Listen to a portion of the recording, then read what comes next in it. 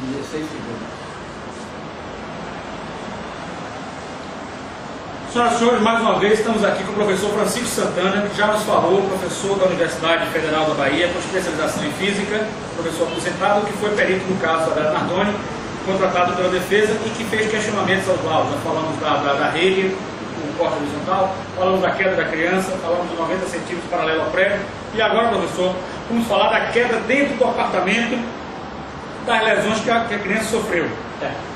E se o senhor quiser, completa os comentários. Essa questão, é preciso falar antes do seguinte: da mesma maneira que juridicamente se diz que o ônus da prova é da acusação, a ciência também diz claramente: o ônus da prova é de quem afirma. Quem nega apenas diz: se não provou, então não existe. Bom, o que é que houve em relação à queda dentro do apartamento? Para arranjar toda a história, os peritos inventaram que a queda de sexto andar, 18 metros no chão, não era responsável pelas fraturas da bacia, nem a fratura do pulso, nem uma série de outras terríveis coisas que ocorreram no pulmão e no cérebro da menina. Que aquilo foi consequência do pai ter jogado a menina dentro do apartamento. Isso aí, primeiro, eles tinham que provar. Fazendo os cálculos, pela física, a queda do sexto andar, quando o corpo chega embaixo, ele está com a energia de 5.000 joules. Já no apartamento, conseguimos provar que é em torno de 300 joules ou menos, porque essa história de dizer que a pessoa pode jogar uma criança lá aumentando o impacto, ela é falsa. Pelo seguinte: você pode pegar uma bola de tênis e jogar para baixo com toda a força, mas se você pegar um peso que você precisa carregar com os braços, você não tem condições de inverter a força para jogar ele. Você pensa que está, se você pegar uma criança assim e jogar, você está pensando que está acelerando ela, mas você está freando, porque você está segurando e pedindo que a gravidade faça o seu trabalho. Então você, em vez de estar ajudando a gravidade, você está atrapalhando. Então é aproximadamente 300 ou menos, certo? Bom, se é 300 joules dentro do apartamento e 5.000 joules aproximados fora, ou seja, 15 vezes mais, eles teriam, aí está, a onda da prova é deles, eles teriam que fazer experiências no laboratório e provar que conseguiram uma energia superior a 5.000 joules dentro do apartamento. Eles é que tinham que provar isso, não eu, mas porque eu não, mas porque ele não me deu outros dados, ele não me deu força inicial, não me deu tempo que agiu a força, como é que eu vou calcular? Então, como é que faz a física nesse caso? No trabalho, eu faço suposições extremamente favoráveis a ele. Fazendo essas suposições favoráveis extremamente a ele, pegando o Maguila para jogar, pegando o Mike Tyson para jogar, concluí que é sempre muito inferior à queda dentro do apartamento em relação à queda fora. Então, essa questão também é nula. Essa história da queda do apartamento não existiu. Não existiu, toda aquela história não existiu. Aliás, aquela história não existiu por uma questão porque ela não foi nem filmada, nem teve testemunha e nem teve prova sobre aquilo.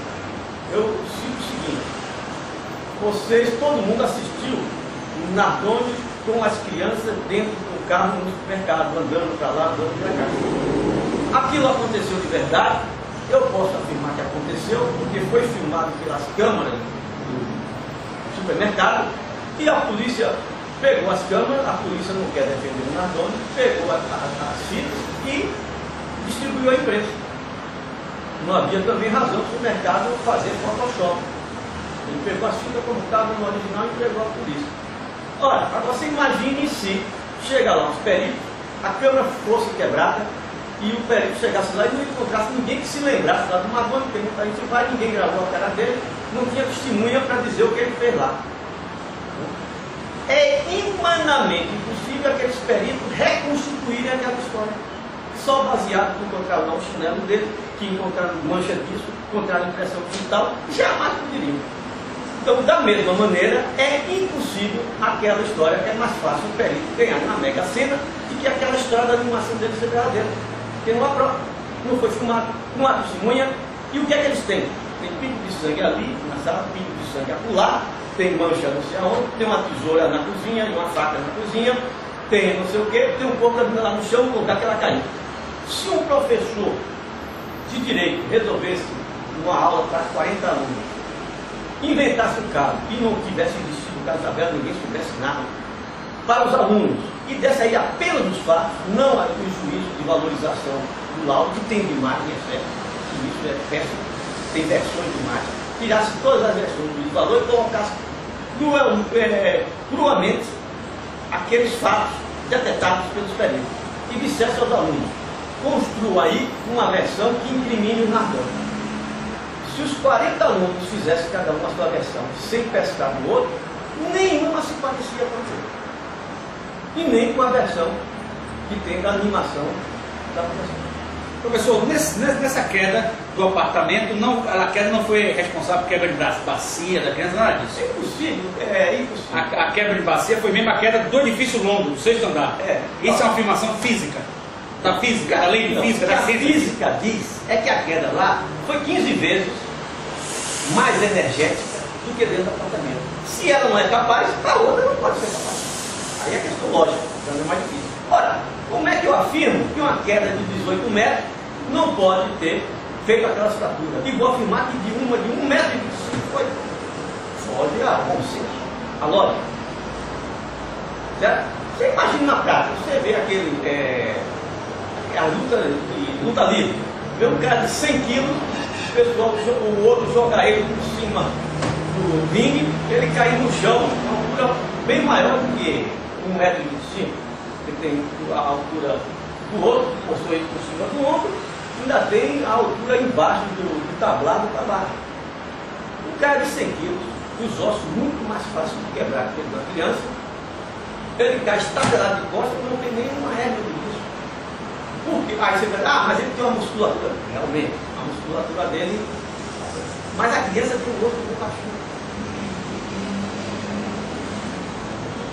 E a pior é que essa queda com a bacia lá quebrando explica a asfixia, explica toda aquela. Explica a asfixia? Explica. O pulmão da menina, quando a bacia bate, tem 3 violências contra a menina. A primeira. Qual é o jaulo? Você falou? Quantos jaulos? Aproximadamente 5.000 jaulos. Muito forte, né? Fortíssimo. Fortíssimo. Você nunca viu ninguém sobreviver à queda acima de 2 andares? Existe. Só casos excepcionais tem alguma explicação para isso. Certo? Então, ela cai com aquela energia.